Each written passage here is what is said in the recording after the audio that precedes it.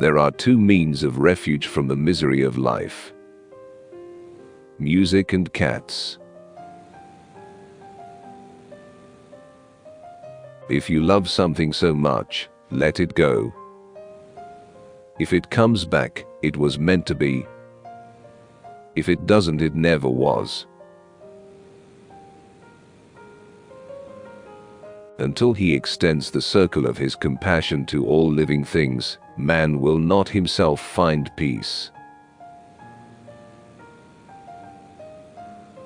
Success is not the key to happiness. Happiness is the key to success. If you love what you are doing, you will be successful. Think occasionally of the suffering of which you spare yourself the sight. Eventually, all things fall into place. Until then, laugh at the confusion, live for the moments, and know everything happens for a reason. In everyone's life, at some time, our inner fire goes out. It is then burst into flame by an encounter with another human being. We should all be thankful for those people who rekindle the inner spirit. Example is not the main thing in influencing others. It is the only thing. I don't know what your destiny will be, but one thing I know. The only ones among you who will be really happy are those who have sought and found how to serve. Happiness is nothing more than good health and a bad memory. We are all so much together, but we are all dying of loneliness. The only thing of importance, when we depart, will be the traces of love we have left behind.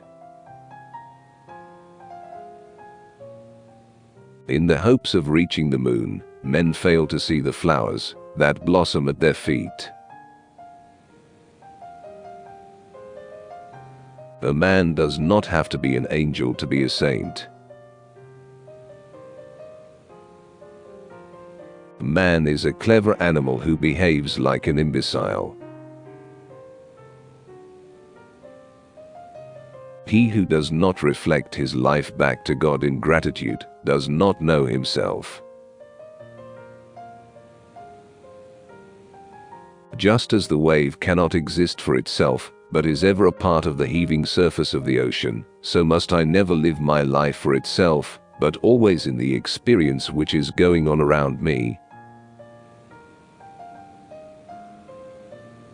The tragedy in a man's life is what dies inside of him while he lives. The greatest discovery of any generation is that human beings can alter their lives by altering the attitudes of their minds. Do something wonderful, people may imitate it. Constant kindness can accomplish much. As the sun makes ice melt, kindness causes misunderstanding, mistrust, and hostility to evaporate. Seek always to do some good, somewhere. Even if it's a little thing, so something for those that need help, something for which you get no pay, but the privilege of doing it. The question whether I am a pessimist or an optimist. I answer that my knowledge is pessimistic, but my willing and hope are optimistic. The purpose of human life is to serve, and to show compassion and the will to help others. Man can no longer live for himself alone. We must realize that all life is valuable, and that we are united to all life. From this knowledge comes our spiritual relationship with the universe. True philosophy must start from the most immediate and comprehensive fact of consciousness.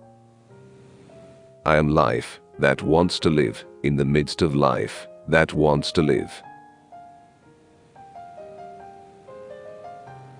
Wherever you turn, you can find someone who needs you.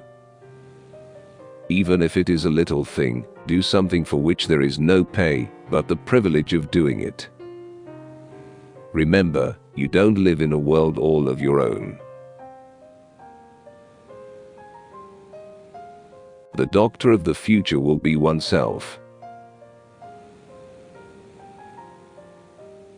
Anyone who proposes to do good must not expect people to roll stones out of his way, but must accept his lot calmly, if they even roll a few more upon it. No ray of sunshine is ever lost, but the green that it awakens takes time to sprout, and it is not always given the sower to see the harvest. By respect for life, we become religious in a way that is elementary, profound, and alive. Impart as much as you can of your spiritual being to those who are on the road with you, and accept as something precious what comes back to you from them. Soldiers' graves are the greatest preachers of peace. The tragedy of life is what dies inside a man while he lives. There are only 3 ways to teach a child. The first is by example, the second is by example, the third is by example. The interior joy we feel when we have done a good deed is the nourishment the soul requires. Everyone must work to live, but the purpose of life is to serve, and to show compassion and the will to help others. Only then have we ourselves become true human beings. As we acquire knowledge, things do not become more comprehensible, but more mysterious. Man has lost the capacity to foresee and to forestall. He will end up destroying the earth. The full measure of a man is not to be found in the man himself, but in the colors and textures that come alive in others because of him. Man must cease attributing his problems to his environment and learn again to exercise his will. His personal responsibility in the realm of faith and morals. As soon as man does not take his existence for granted, but beholds it as something unfathomably mysterious, thought begins. It's not enough merely to exist. Every man has to seek in his own way, to make his own self more noble, and to realize his own true worth. Whoever is spared personal pain must feel himself called to help in diminishing the pain of others. We must all carry our share of the misery which lies upon the world. Compassion, in which all ethics must take root, can only attain its full breadth and depth if it embraces all living creatures and does not limit itself to mankind. Whatever you have received more than others in health, in talents, in ability, in success, in a pleasant childhood, in harmonious conditions of home life, all this you must not take to yourself as a matter of course. You must pay a price for it. You must render in return an unusually great sacrifice of your life for other life.